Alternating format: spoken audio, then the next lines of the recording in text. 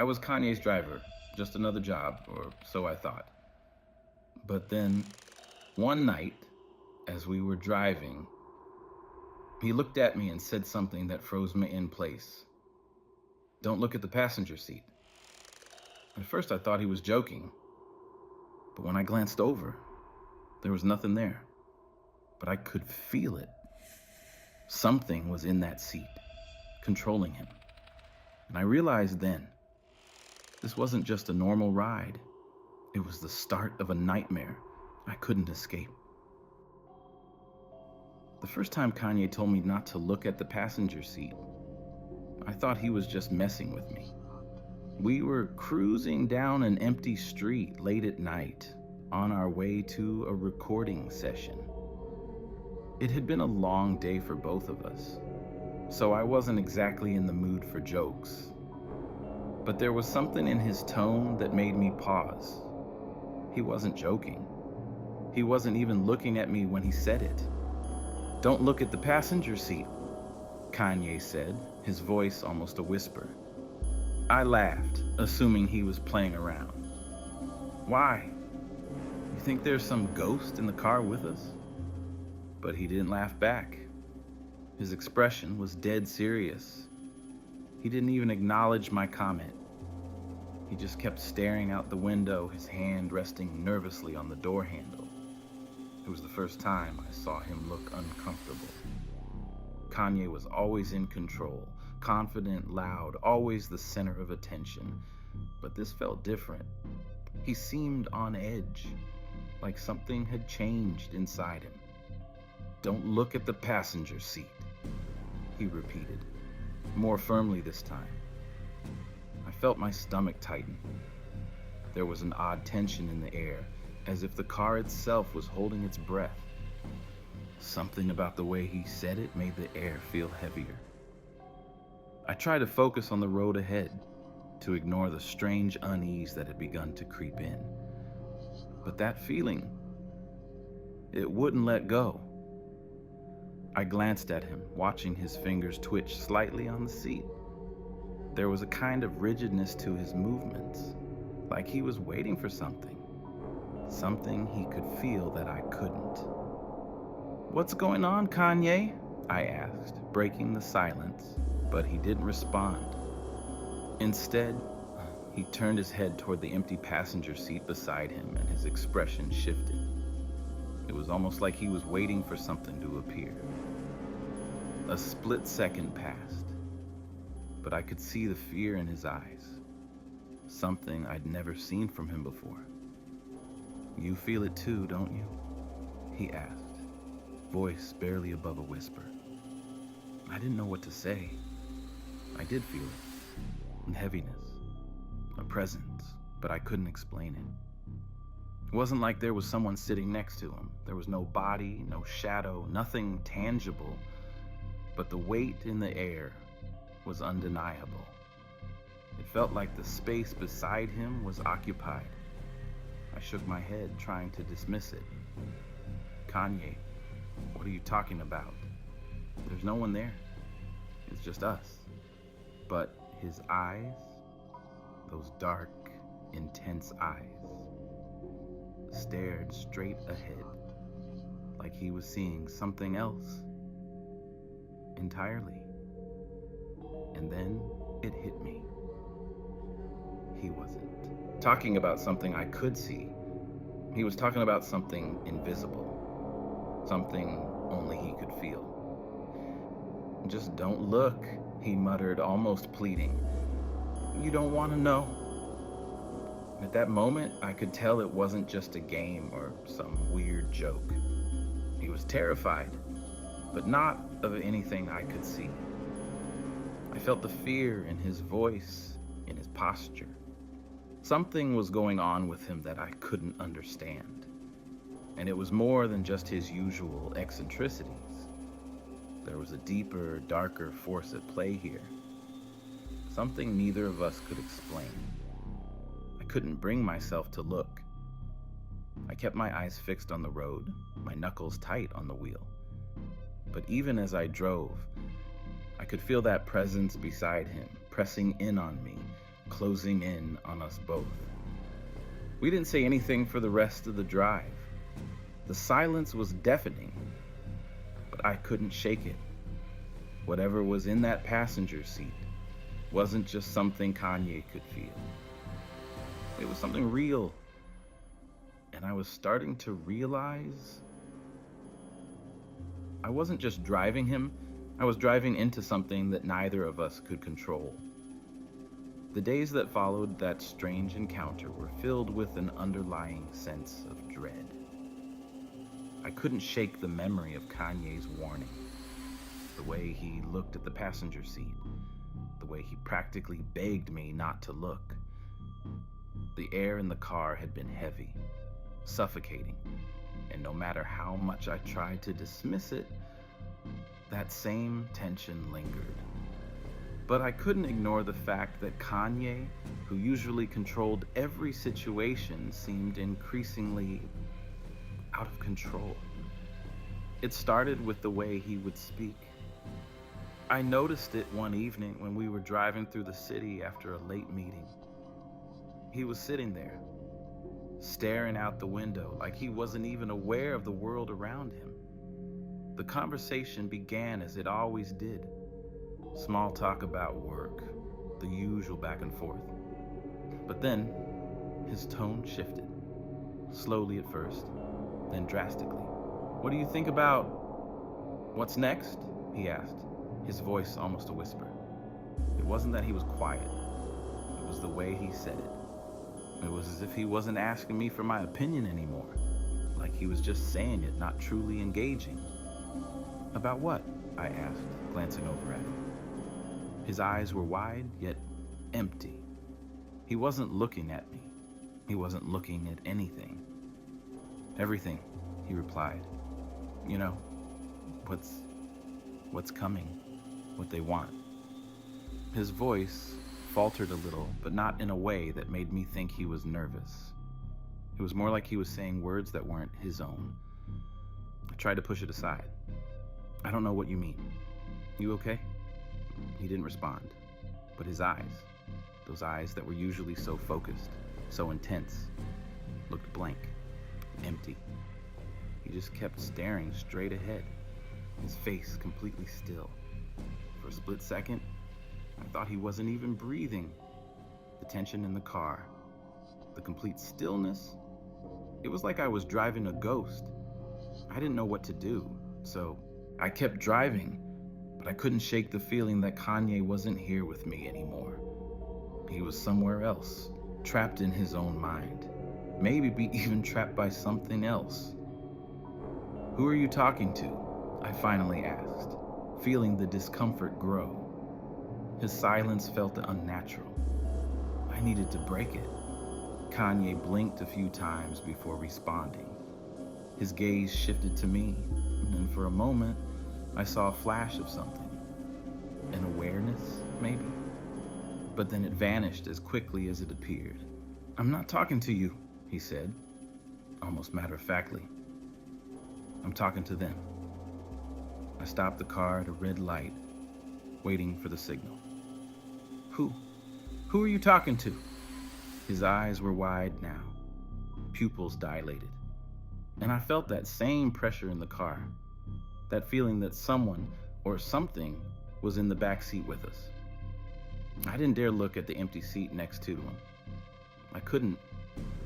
Something in my gut told me that if I looked, I might see something I didn't want to see. "They want me to listen," Kanye whispered, his voice soft but insistent. "They're telling me what to do, where to go. They said you have to stay away from the seat." I froze. "What do you mean? What are you talking about? Kanye, who's telling you what to do?" He didn't answer. Instead, he turned his head back to the window, like he couldn't hear me anymore. It was like he was hearing things I couldn't, or worse, he wasn't himself anymore. And I could feel it. The more time passed, the more I began to wonder if he had lost his grip on reality. But even more unsettling was the way he started to react when I would speak to him. It was like he wasn't hearing my voice anymore. Sometimes, when I asked him questions, he would respond with phrases that made no sense, as if the words weren't coming from him, but from something or someone else entirely. I remember the next time it happened. We were driving through the city again, the streets lit by the dim glow of streetlights. Kanye had been completely silent for the past few minutes, staring out into the night. Then, all of a sudden, he spoke. "They're here," he said, his voice so quiet I could barely hear it. "Who's here?" I asked, my heart pounding in my chest. "Kanye, what are you talking about?" "They're here," he repeated, a little louder this time, but still distant. "And they told me they'll make me do things, bad things, but I can't stop it." His voice cracked, and that's when I saw it. His hands shaking, his whole body trembling. I reached out to him. "Kanye, snap out of it. This isn't you, you've got to fight it." But instead of responding, he just kept muttering under his breath as if he was in a trance. "I don't have a choice. I don't have a choice. They won't let me go." It was like he was being controlled by a force that wasn't his own. Like something was invading his mind and pulling him deeper into something I couldn't understand. It wasn't just paranoia. It wasn't just the pressure of fame or the exhaustion of his hectic life. This was something more. Something supernatural. I felt myself tense as I drove. The air in the car was suffocating, like I was trapped in a box with him and this invisible force that was slowly consuming him. I tried to shake it off, but it was impossible. I couldn't escape it. I could feel that same presence again. The one I couldn't see. The one that Kanye seemed to be listening to, even though it wasn't real. Or maybe it was real. Maybe it was controlling him, making him do these things. I didn't know anymore. All I knew was that Kanye wasn't Kanye anymore. I didn't know what was happening to him, but I knew one thing. Something terrible was at play. And whatever it was, it had him. Days blurred together after that night. I kept driving Kanye around, each ride feeling like I was stuck in some twisted version of reality. The unease never left. Every time I picked him up, I felt that same weight in the car. The presence that he spoke about, it wasn't just in his mind. It was in the air, thickening the space between us. I could feel it, pressing in from all sides, suffocating the both of us. It was always the same. The same dead, haunted look in Kanye's eyes, the same distant conversations, like he was only half there. But there was something else, too. Something that went beyond his strange behavior. A feeling that grew stronger every day. We were driving again, headed to another meeting, another session. The city lights flickered as we passed, but the car felt like a dark void, a space that existed outside of time. I couldn't escape it. I couldn't shake the feeling that we were being watched by something I couldn't see, couldn't touch, couldn't name. The silence in the car was oppressive. It was as if the air itself was waiting for something to happen, something that neither of us could control. Kanye sat there, staring straight ahead, his body rigid. But this time, something was different. His hands were gripping the seat, his knuckles white, as if he was bracing himself for something. I looked at him, but he didn't look back. His face was locked in a grim expression, as though he was trying to hold on to his own sanity. I reached over, tapping him on the shoulder. He didn't flinch. He didn't react at all. It was like I wasn't even there.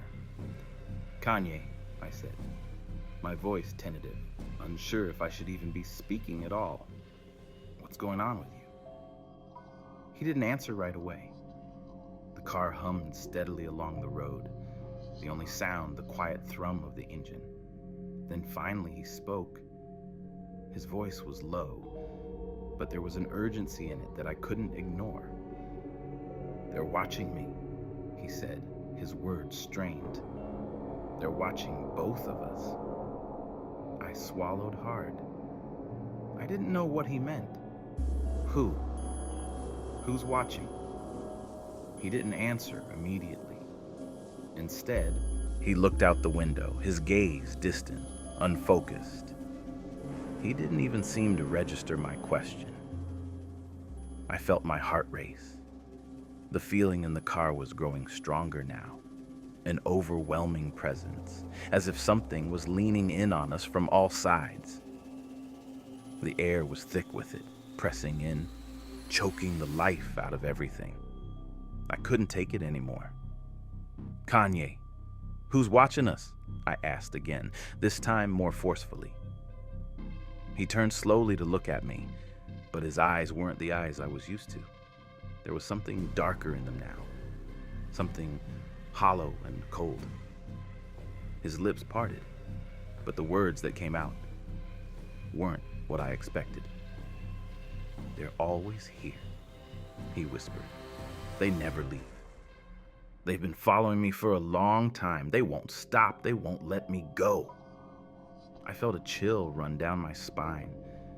The way he said it, the way his voice cracked like he was pleading with something. Someone that wasn't in the car with us. It was as if he was being tortured by something only he could see, only he could hear. For a moment, I didn't know what to say. There was nothing I could say. It was like talking to a man who was already gone. The Kanye I knew, the strong, confident man, wasn't there anymore. Something else was in his place, something that was slowly driving him mad. "Who's with you, Kanye?" I finally asked, my voice barely above a whisper. He didn't answer. Instead, he looked back at the passenger seat, the same empty seat that had haunted me for days. His eyes fixed on it, wide and terrified. His lips trembled. I could see the fear in his face. He was fighting something inside him, something that I couldn't see. I followed his gaze, my eyes fixed on the empty space beside him. I don't know why, but something in me made me look. Maybe it was the way he was acting, or maybe it was the desperation in his eyes, but I had to know. I had to see for myself. For a moment, there was nothing, just the seat, empty. But then, there was a shift in the air. The temperature in the car seemed to drop, and I felt it. The oppressive weight of a presence. It wasn't just a figment of my imagination. It was real. It was right there, just out of sight, pressing in on the space between us. I felt my breath catch in my throat. I couldn't explain it, but I could feel it. Whatever was in that seat, it wasn't human. It wasn't a ghost. It was something darker, something that was feeding on Kanye's fear, on his confusion. I could feel it in my chest, my heart pounding in sync with the rising tension in the car.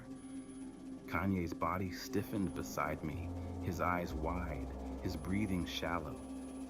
He was trembling now, unable to speak, unable to move. He was trapped, just like I was. I didn't know what to do. All I could do was drive, trying to ignore the suffocating presence in the car, trying to hold on to some sense of normalcy, some shred of control. But I could feel it. I could feel that thing next. To him, pushing its way into my mind, filling me with dread. We drove in silence after that. Neither of us said a word. The road stretched on, but it didn't feel like we were moving forward.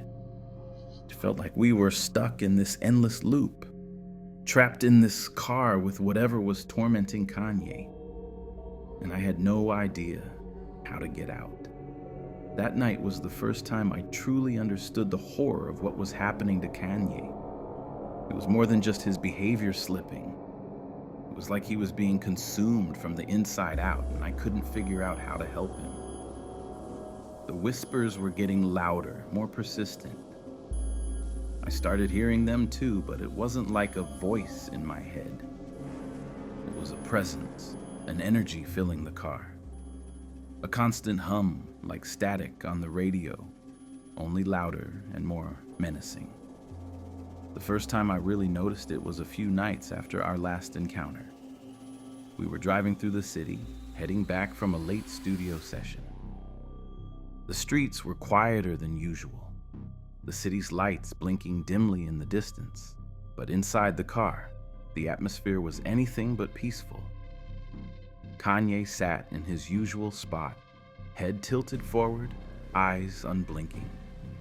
He hadn't said a word for the past 20 minutes. And yet, something about the silence felt unbearable. I tried to keep my focus on the road, but the air felt wrong. The hairs on the back of my neck stood up, and I couldn't shake the feeling that something was about to happen. That's when I heard it. A soft whisper, almost imperceptible at first, coming from somewhere in the car. It wasn't Kanye's voice.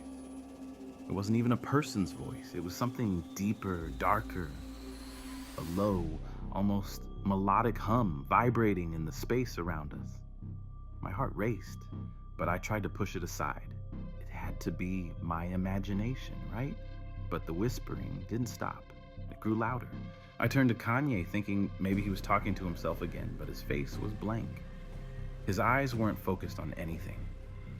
They were glassy, distant, like he was no longer part of the world around him. I tried to shake him, but when I reached out, his body didn't respond.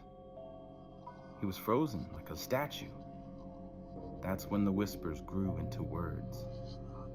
"It's time," a voice rasped, clear as day. I slammed on the brakes, nearly skidding to a stop in the middle of the road.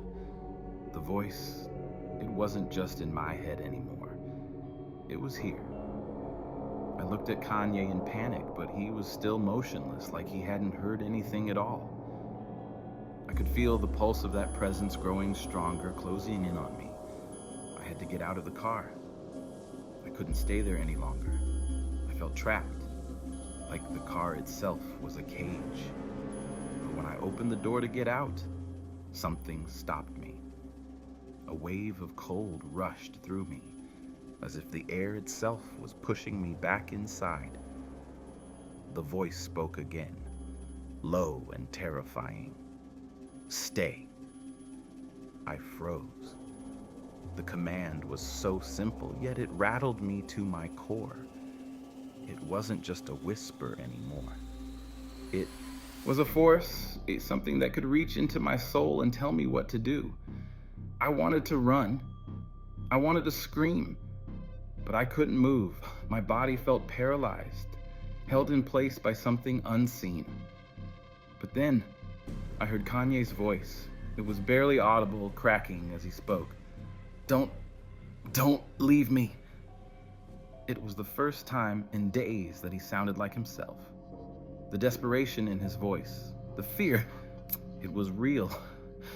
I looked at him again, and for the first time, I saw a glimmer of recognition in his eyes. "Kanye, what's happening?"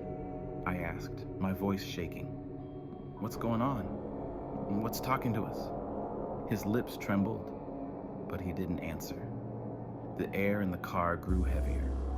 The whispers in the background had stopped, but the oppressive feeling was still there, pressing in on us. He turned his head toward the empty passenger seat, and I followed his gaze. That's when I saw it. There wasn't anyone sitting in the seat. But it didn't matter. The seat itself seemed different, like something had shaped it, molded it into a presence.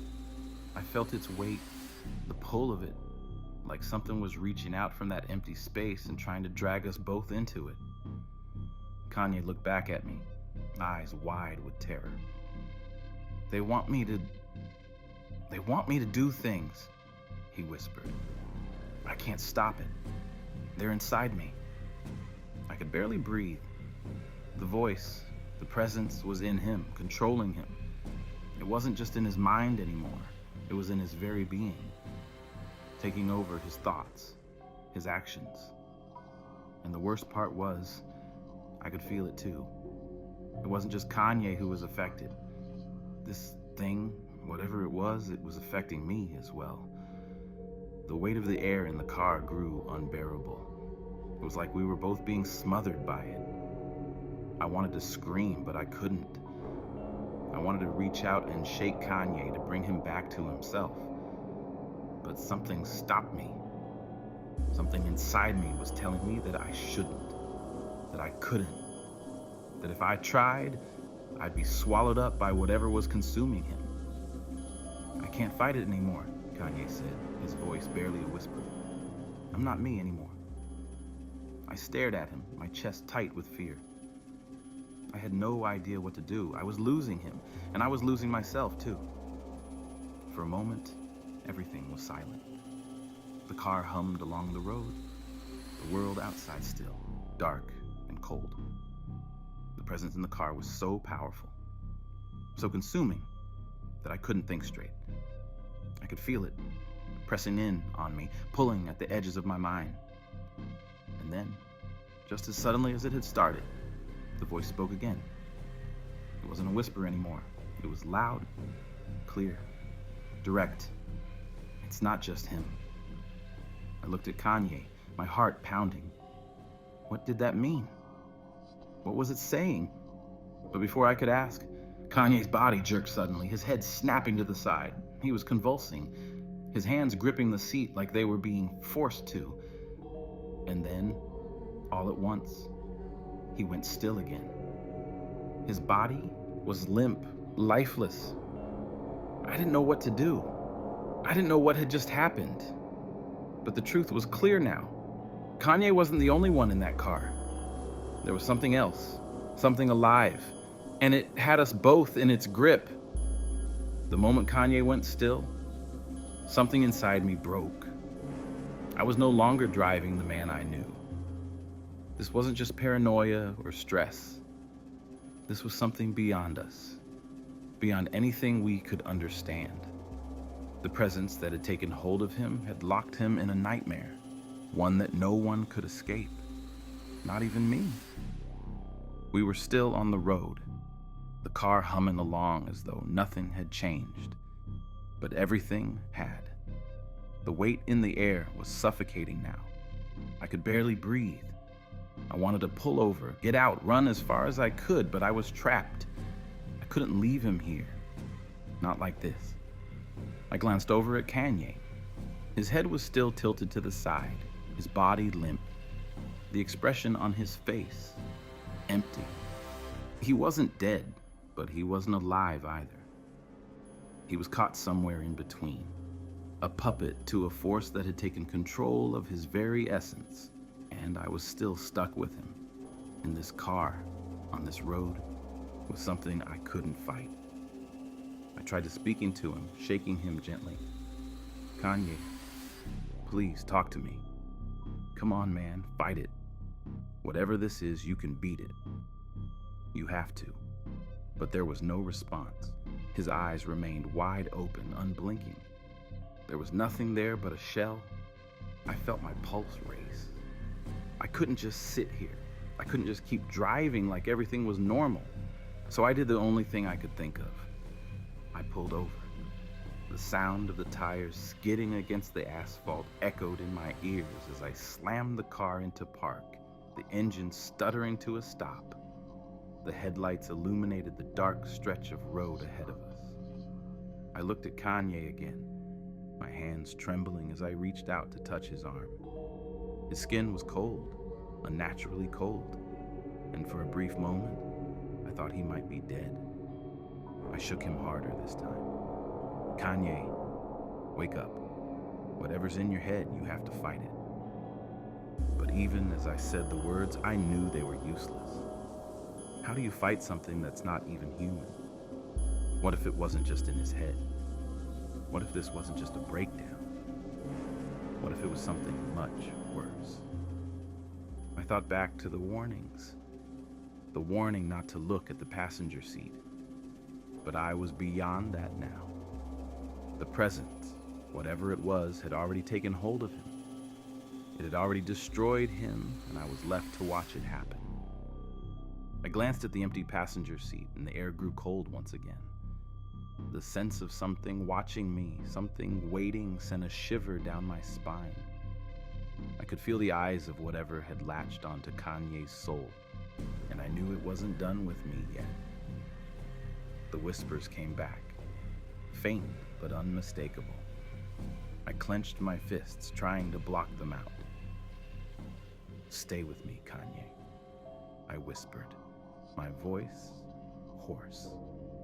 "Please." But the whispers grew, louder, no longer soft hums, but distinct voices. Multiple voices, all murmuring at once, too soft to make out, but unmistakably there. I turned toward Kanye, his eyes still vacant, his body lifeless, and I suddenly felt a rush of panic surge through me. What if this wasn't just a possession? What if Kanye wasn't even Kanye anymore? The car seemed to pulse with a dark energy, and it felt like it was closing in on me. I could feel the grip of something unseen tightening around my chest, pulling at my breath. I gasped for air, my heartbeat loud in my ears. I needed to get out. But just as I reached for the door handle, a sharp pain shot through my skull, and the car seemed to jerk as if it was alive, as if it had a will of its own. I yanked my hand back and looked around in panic, my breath coming in ragged gasps. The presence was growing stronger, more insistent. It wasn't just taking Kanye, it was reaching for me too. "Stop. Stop," I muttered under my breath, trying to push against the invisible force that seemed to be taking hold of my mind. The whispers now sounded like commands, like a million voices all telling me what to do. "Look at him," one whispered. "He's not coming back." Another hissed, "You're next." I couldn't think. I couldn't hear anything but the sound of my own panic and the hum of the car's engine, as though it was feeding on the chaos in the air. "Kanye," I breathed, a sense of desperation rising in me. I can't do this alone. You have to wake up. Please." It was then that I saw it. Something in the rearview mirror caught my eye, a flicker of movement, a shadow shifting in the darkness behind us. I whipped my head around, but there was nothing there. My heart pounded in my chest, and I felt the grip of something cold wrap around my throat. I turned back to Kanye. He was moving. At first, it was just a twitch, a small, imperceptible movement of his hand. But then it was more. His fingers curled, his arm jerking slightly as if he were waking from a deep sleep. But it wasn't him. Not really. Kanye's mouth opened, but the words that came out weren't his.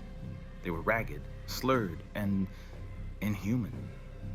It was as if the very voice that was coming from him was fighting to break free of its host. "Help me," he gasped, his voice a broken echo. But it wasn't him. Not really. It was the thing inside him, speaking through his body, twisting his words into something I didn't recognize. I felt the world around me begin to tilt, the grip of something unseen tightening around my chest. The car was no longer just a car. It was a trap, and we were both caught in it. The moment Kanye's body began to move again, something in the air shifted. It was like the car itself was alive, vibrating with a dark energy that was crawling under my skin. I couldn't even look at him anymore. His eyes, those hollow eyes, were staring straight at me, but I wasn't sure if he saw me or if he was looking past me, past everything, into something I couldn't comprehend. I should have left the car. I should have run. But I was frozen. I couldn't tear my eyes away from the nightmare unfolding in front of me. The whispers were louder now, clearer. They weren't just background noise anymore. They were in the front of my mind.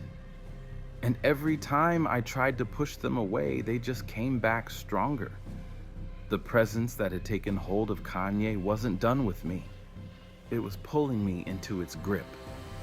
"Help me," Kanye gasped again, but his voice wasn't his own.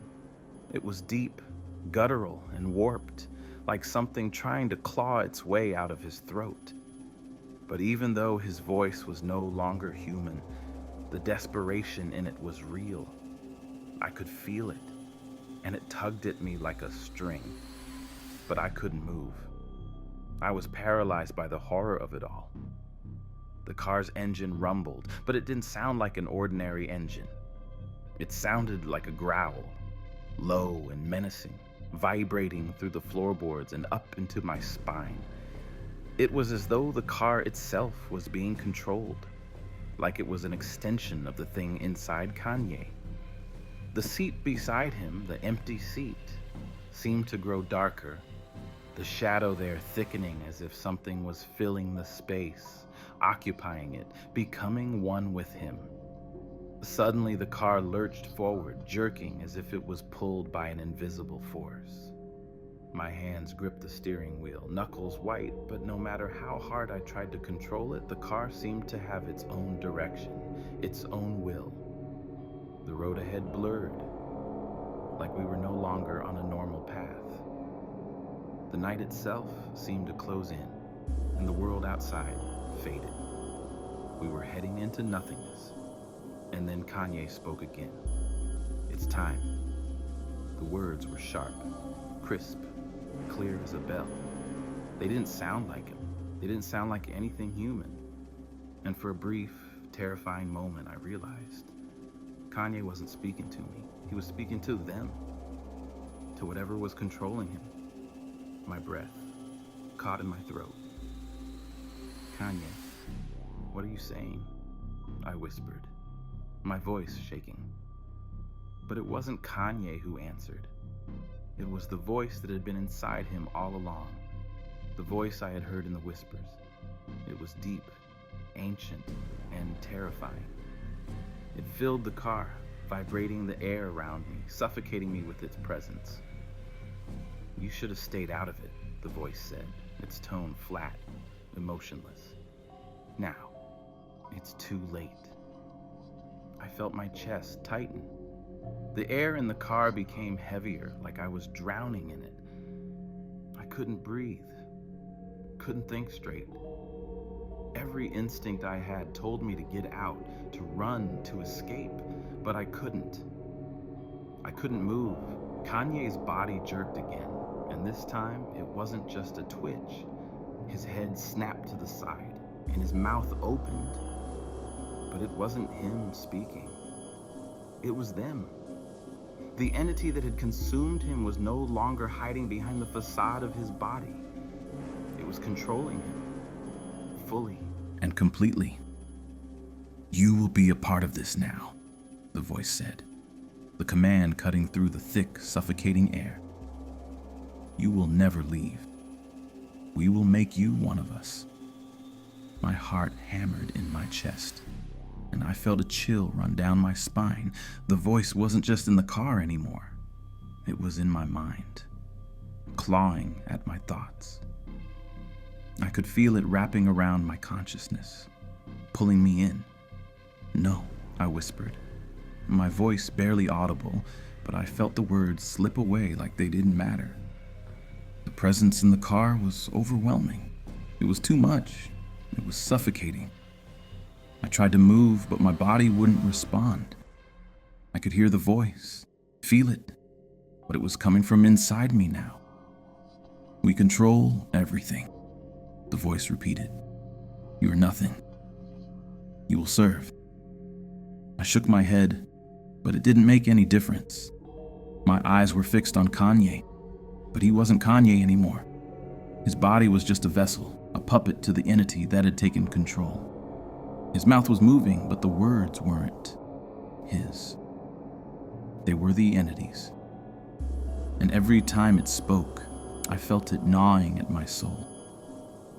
The air in the car felt like it was closing in, and I could feel the pressure building in my chest.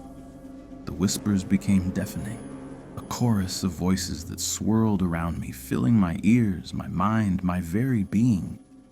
It wasn't just Kanye they wanted. It was me, too.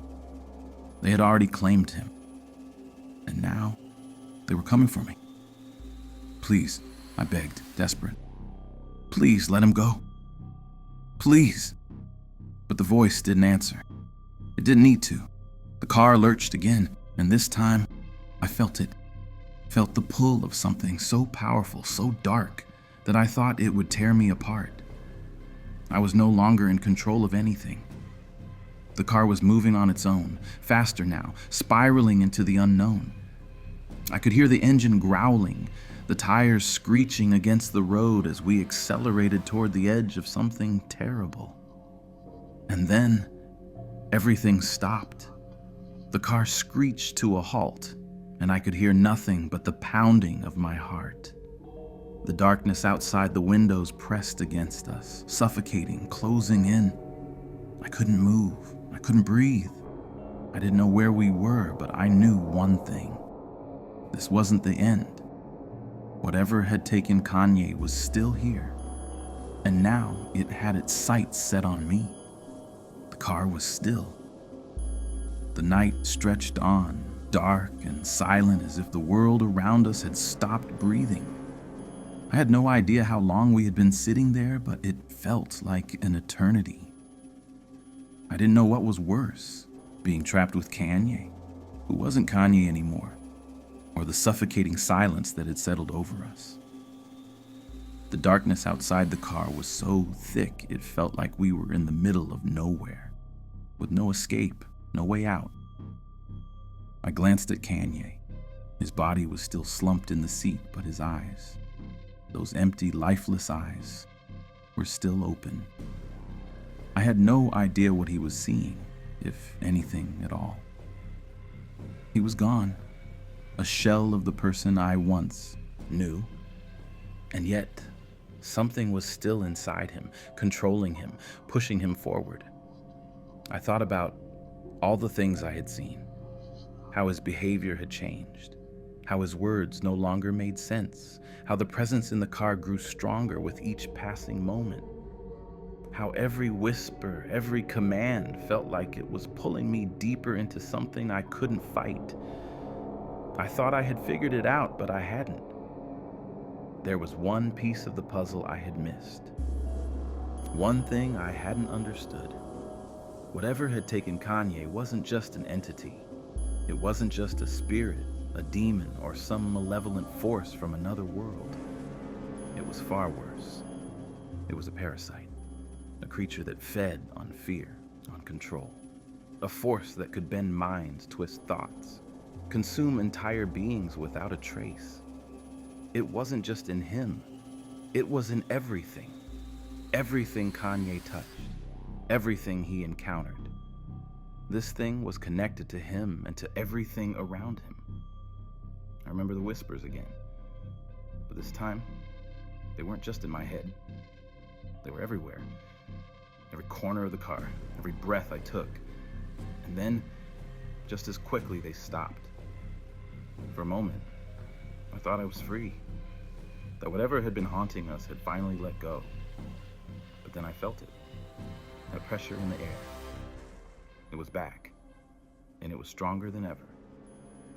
I could feel it on my skin, tightening my chest, drowning me in its presence. It's not just him, the voice said, as if it had been waiting for me to figure it out. I could hear it inside my mind just as clearly as I had heard it outside. It never was. I turned to Kanye, but he wasn't moving. He wasn't speaking. He wasn't even breathing. But I knew then. It was too late. Whatever had taken him wasn't done. It wasn't going to stop with him. It wasn't even about him anymore. It had me in its sights now. I felt a coldness creep through my veins, a realization dawning on me as the words echoed in my head. The thing that had taken Kanye had already started to take me too. It had planted itself in my mind, feeding off my fear, growing stronger with every passing second. The worst part? I didn't know how much longer I had before it took full control. I never drove Kanye again. The truth is, I couldn't. After that night, I couldn't even bring myself to go near the car. Whatever had taken him, whatever had taken me, was still out there, still with us. It's been months now, but the feeling hasn't gone away. The whispers, the presence, the weight of it all still lingers in my mind. I hear about Kanye now and then, his comeback, his next project. But I know better. He's not the man I knew. He's not the same. Whatever took him is still inside him. And that thing, it never let go. Sometimes when I close my eyes, I still feel it watching me, waiting for the moment it can take me completely. I don't know how long I have, but I know this. Once it's inside, there's no escaping it. Not now.